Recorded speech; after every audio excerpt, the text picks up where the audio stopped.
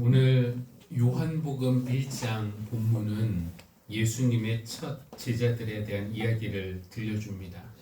근데 마태, 마가, 누가복음에 의하면은 예수님의 첫 네 제자는 베드로와 안드레, 야고보와 요한 형제들이었습니다. 근데 요한은요 조금 다른 이야기를 들려줍니다. 예수님의 제자 중에 안드레라는 사람이 있었는데요. 그는 원래는 예수님의 제자이기 전에 세례자 요한의 제자였습니다. 하루는 세례자 요한이 자기의 두 제자들과 함께 있었는데 예수님이 저 앞을 지나가게 되셨어요. 그러자 요한이 그분을 가리키면서 제자들에게 말하기를 보아라, 하나님의 어린 양이다. 이렇게 말씀합니다. 이게 무슨 뜻일까요? 그냥 제자들에게 정보만 주는 것입니까? 아니면은 요한이 장차 메시아가 오실 것이라고 했는데 저분이 바로 그분이니까 이제 나를 떠나서 저분을 따라가라는 그런 말씀일까요? 제자들은 그렇게 이해를 했습니다. 그래서 그 두 제자는 지금까지 스스로 모셨던 요한, 세례자 요한을 떠나서 예수님을 따라가게 됩니다. 그 따라간 두 명 중에 한 명이 바로 안드레였는데요. 이 안드레에게는 시몬이라는 형제가 있었습니다. 안드레는 시몬에게 가서 우리가 메시아를 만났어 이렇게 이야기를 합니다. 그리고 시몬을 예수님에게 데리고 와요. 전도한 것이죠. 요한복음에 기록된 최초의 전도자는 바로 안드레입니다. 예수님이 시몬을 보시고 뭐라고 말씀하시냐면은 화면에 한번 나와 있는데요. 내가 요한의 아들 시몬이구나. 앞으로 너의 이름을 게바라고 부르겠다. 이렇게 말씀하십니다. 게바는 반석이라는 뜻이고요. 저는 이 부분이 매우 중요한 부분이라고 생각을 하는데요. 두 문장으로 되어 있죠. 첫 번째 문장, 내가 요한의 아들 시몬이구나. 이것은 지금 그가 누구인지를 말하고 있는 것이고요. 두 번째 문장, 앞으로 내 이름을 게바라고 부르겠다. 이것은 그가 앞으로 어떤 사람이 돼야 할지를 말하고 있는 것입니다. 예수님은 이런 식으로 사람을 변화시킵니다. 지금 있는 모습 그대로를 받아주고 인정하시고 그리고 앞으로 되어야 할 모습을 발견하신 다음에 그것을 불러내시는 그런 일을 하시죠. 너는 지금은 시몬이지만 앞으로는 반석이 되어야 한다. 이런 말씀을 하시는 겁니다. 그러니까 생각해보면 예수님은 어떤 평범한 어부 시몬이라는 사람을 보시고서 그의 겉모습, 직업 이런 걸 보신 것이 아니라 그 안에 있는 반석을 보셨고 너는 반석이구나. 이렇게 그 반석을 불러내셔서 결국 그가 교회의 반석이 되도록 이끌어 주셨어요. 예수님을 만난 수많은 사람들이 있는데 그냥 스쳐가듯 만난 이런 사람들 말고 정말 제대로 예수님을 만난 사람들은 대부분 다 이런 식의 경험을 했습니다. 지금 내 모습 그대로의 모습으로 그분에게 받아들여지는 경험. 그리고 나도 못 보는 내 안에 있는 가능성을 그분이 보시고 나에게 말씀해 주시는 경험. 이것이 은혜 아니겠습니까? 그 다음날 예수님이 빌립을 만나셨어요. 그리고 그를 나를 따라오너라 이렇게 말씀을 하십니다. 빌립은 예수님을 따라갔는데 빌립도 안드레처럼 그냥 혼자 간 것이 아니라 나다나엘을 찾아서 그를 데리고 갔습니다. 전도한 것이죠. 요한복음에 나오는 두 번째 전도자는 바로 빌립입니다. 근데 이 나다나엘이라는 사람은 잘 알려진 사람은 아니에요. 예수님의 제자 12제자 목록이 있는데 거기에 나다나엘이라는 이름은 없습니다. 근데 나다나엘 그 이름의 뜻은 뭐냐면은 하나님이 주셨다 혹은 하나님의 선물 이런 뜻을 가지고 있는데 이 예수님의 12제자 중에 더 잘 알려진 바돌로메와 동일 인물로 알려져 있습니다. 이유는요. 이 예수님의 12제자 명단이 나올 때 늘 빌립 옆에는 바돌로메, 그러니까 빌립과 바돌로메 이런 식으로 나오기 때문인데요. 빌립이 전도한 이 나다나엘의 또 다른 이름이 바돌로메 아니었겠는가 하는 것이죠. 이 바돌로메는 바는 누구누구의 아들이라는 뜻이고 바돌로메는 돌로메의 아들이라는 뜻이기 때문에 이 돌로메의 아들에게는 또 다른 이름이 있었을 것이고 그것이 나다나엘 아니었겠느냐라는 그런 주장입니다. 어쨌든 빌립은 좀 흥분한 상태예요. 그래서 빌립이 나다나엘을 만나서 모세가 율법책에 기록했고 예언자들이 기록한 그분을 우리가 만났다라고 하면서 그분은 바로 나사렛 출신 요셉의 아들 예수라고 그렇게 말을 합니다. 근데 이렇게 흥분한 빌립과는 달리 나다나엘의 반응은 좀 냉소적이고 회의적이었습니다. 나사렛? 아유, 나사렛에서 뭐 선한 것이 나올 수 있겠냐? 이제 이렇게 말을 합니다. 그러면서도 가기는 가요. 그 빌립을 따라서 예수님에게 갑니다. 그러니까 나다나엘이 이렇게 오는 모습을 예수님이 보시고서 뭐라고 말씀하시냐면은 다음 페이지 한번 볼까요? 보아라. 저 사람이야말로 참으로 이스라엘 사람이다. 그에게는 거짓이 없다. 이상하죠? 예수님은 좀 냉소적이고 회의적인 반응을 보였던 나다나엘을 왜 이렇게 잘 보셨을까요? 나사렛에서 무슨 선한 것이 나올 수 있겠냐라고 말한 나다나엘은 그냥 우리 생각에는 좀 이 사람 선입견에 사로잡힌 사람 아닌가 싶은 생각이 듭니다. 왜냐하면 구약에 그들의 성경에 수많은 지명들이 나옵니다. 근데 한 번도 언급조차 안 된 그런 곳이 바로 나사렛이었어요. 나다나엘은 이것을 잘 알고 있었습니다. 나사렛은 우리의 관심 밖에 있는 지역, 세상에서 낙오한 사람들이 모여 사는 그런 소외된 땅이었어요. 그런 곳에서 인물이 나온다? 그럴 리는 없다라고 나다나엘은 생각했던 것입니다. 그러니까 어떤 사람에 대해서 평가할 때 그 사람의 출신 지역, 이 사람 여기 출신이어서 우리는 안 써. 나 이 사람 안 만나. 이렇게 말한다면은 이런 거는 선입견이고 편견 아닙니까? 나다나엘이 어떻게 보면 그런 사람이었는데 예수님이 그를 칭찬하시다니요. 칭찬받은 나다나엘도 좀 의아해합니다. 어떻게 저를 아십니까? 하고 예수님에게 물어봐요. 그랬더니 예수님이 하시는 말씀이 다음 절 보겠습니다. 빌립이 너를 부르기 전에 네가 무화과 나무 아래 있는 것을 내가 보았다 라고 예수님이 말씀하십니다. 그러니까 예수님은 지금 나다나엘을 처음 본 것이 아니라 전에도 보신 적이 있었던 거죠. 무화과 나무 아래에 나다나엘이 있던 것을 보신 겁니다.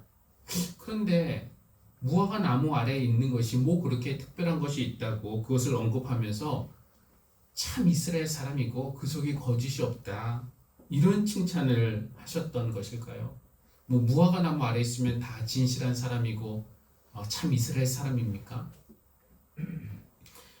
구약의 예언서를 좀 이해할 필요가 있는데 구약의 예언들을 보면은 이 무화과 나무가 나오는 예언들이 있습니다.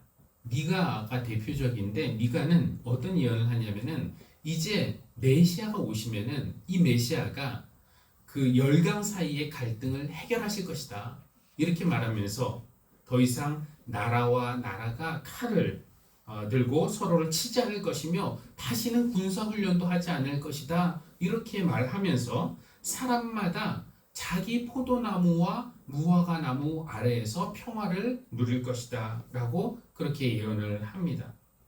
그러니까 나다나엘은 그 뭐 시원한 무화과 나무 그늘 아래서 쉬기 위해서 찾아왔다거나 아니면은 배고파서 무화과 열매를 따먹기 위해서 무화과 나무를 찾아간 것이 아니었고요. 이 예언을 기억하면서 기도하기 위해서 무화과 나무를 찾아가신 겁니다.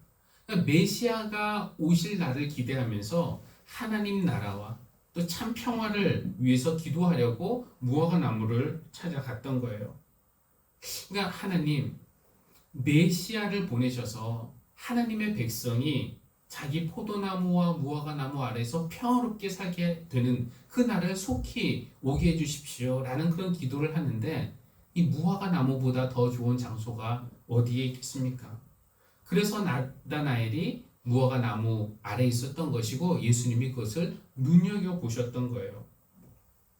예수님은 이 시몬이라는 사람을 볼 때도 있는 그대로의 그 모습을 먼저 받아주셨고 그 다음에 그 안에 있는 반석 같은 것을 보셔서 그것을 불러내셨듯이 예수님은 나다나엘을 볼 때도 그 부족한 모습 그대로 먼저 받아주셨고 나다나엘 안에 있는 것 하나님 나라를 향한 그 강렬한 열망 이것을 보셨고 그 사람 안에 있는 참 이스라엘 사람을 끄집어 내셨다라고 말할 수 있겠습니다.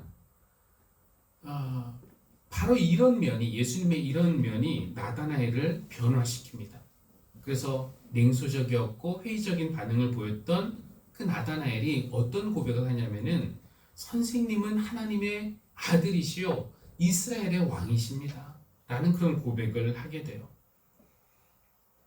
오늘 본문에서 이 몇 가지 강조하고 싶은 것이 있는데 첫 번째는 예수님을 만난 사람은 자기에서 멈추지 않는다라는 것입니다.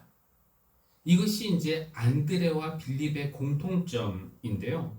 두 명 모두 예수님을 만난 다음에 자기만 예수님을 만난 것에서 만족하지 않고 형제든지 친구든지 누구를 예수님에게로 데리고 왔어요.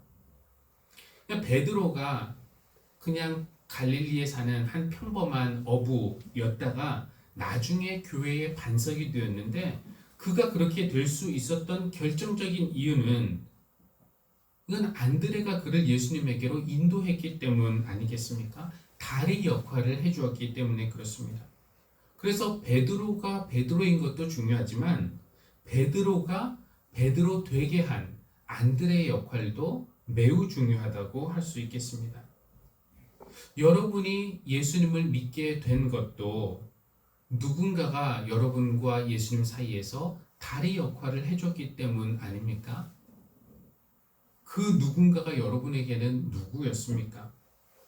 배우자였을 수도 있고 부모, 자녀, 아니면 친구나 회사 동료, 형제나 선생님일 수도 있습니다. 그러니까 이 안드레가 시몬을 만나서 했던 말, 내가 예수님을 만났다, 우리가 메시아를 만났소라는 그 말이나 아니면은 빌립이 나다나엘을 만나서 예수님을 만났다고 하면서 와서 보시오 이렇게 초대한 말 한마디가 생각보다 아주 중요한 말일 수가 있어요. 왜냐하면은 그 말로 예수님과 그 사람을 연결시켜 줄 수 있기 때문에 그렇습니다. 그래서 예수님을 먼저 만난 우리가 안드레와 빌립이 그랬던 것처럼 아직 내 주위에 예수님을 모르는 가족, 친구, 동료가 있다면은 예수님께로 데리고 오고 소개하고 연결해주는 그런 다리 역할을 우리 모두가 할 수 있기를 바랍니다. 두 번째로 강조하고 싶은 것은 주님에게는 권세가 있는데 힘이 있는데 그를 만난 사람을 변화시키는 그런 힘이 예수님에게 있다라는 것입니다.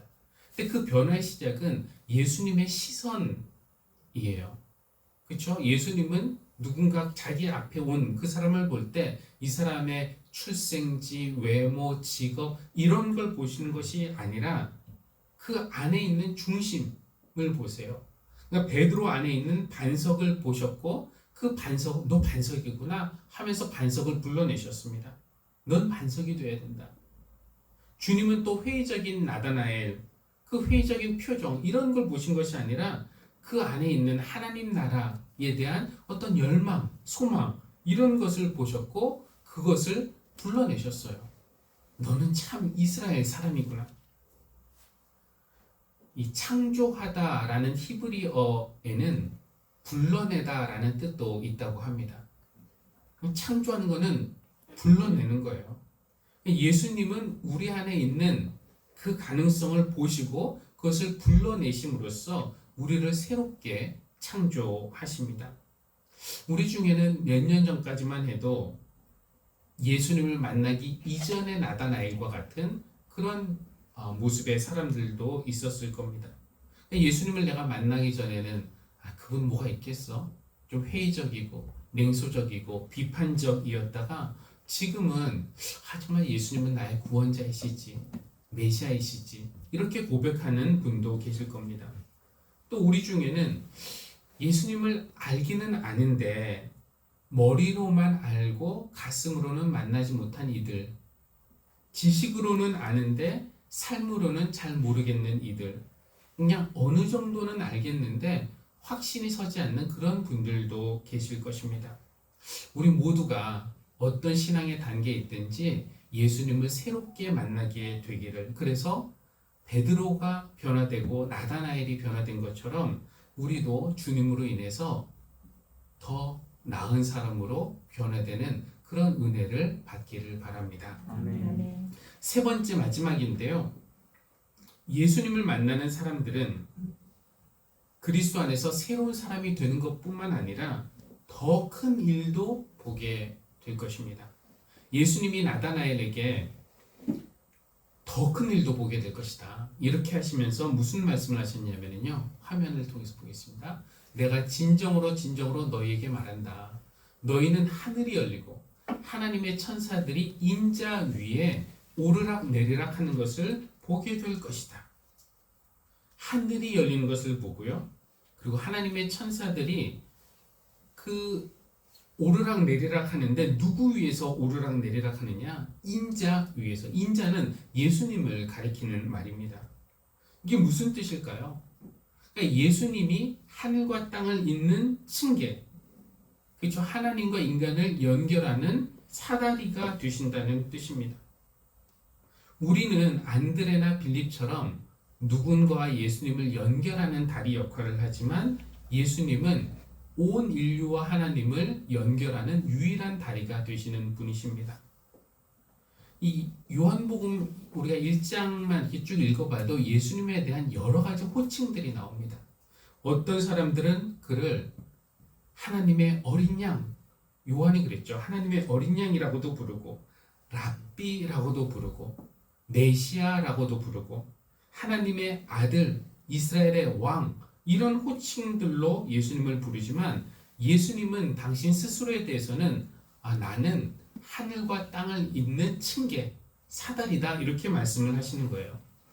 근데 이 다른 사람들이 예수님에 대해서 사용하는 호칭들, 이런 호칭들은 사실 다 높여주는 호칭 아닙니까? 하나님의 아들, 그렇죠? 메시아, 어린 양. 그런데 예수님이 당신에 대해서 사용하는 호칭은 어떻게 보면 가장 낮은 이름이에요. 사다리, 나는 층계, 이렇게 말씀을 하시는 건데, 이 사다리의 용도는 뭡니까? 밟고 올라가라고 존재하는 거 아닙니까? 그럼 예수님이 우리에게 밟히시는 분이라는 뜻인가요?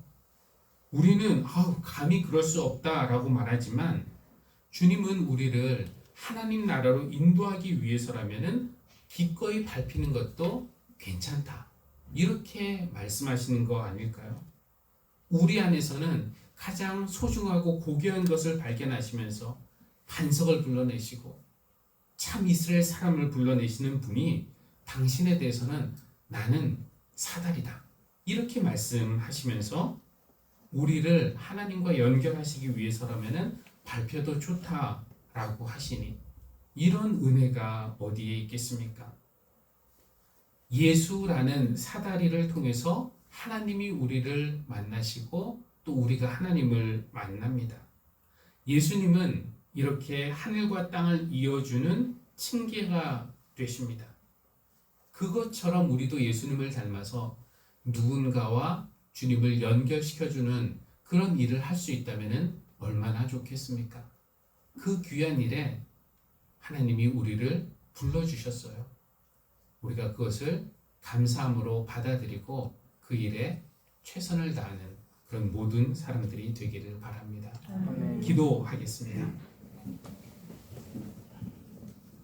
하나님, 우리 삶에도 안드레와 빌립처럼 예수님과 우리를 연결해 준 사람들이 있었음을 감사합니다. 주님을 만난 그 기쁨이 우리에게서 멈추지 않고 또 우리도 누군가를 주님과 연결하는 다리 역할을 감당하게 하여 주십시오. 지금 그들의 모습으로 받아주시는 것도 감사하고 또 우리 안에 있는 가능성을 발견하여 불러내어 주신 것도 감사합니다. 지금보다 더 나은 사람이 되도록 이끌어 주십시오. 무엇보다 우리와 하나님을 연결하시는 사다리가 되어 주시니 감사드립니다. 높고 존귀한 호칭들 다 마다하시고 기꺼이 밟히는 사다리가 되어 주시는 은혜를 찬양합니다. 매일 주님의 사다리 삼아 하나님과 하나 되는 모습으로 살아갈 수 있도록 인도하여 주시기를 기도하며 모든 말씀 예수님의 이름으로 기도합니다. 아멘.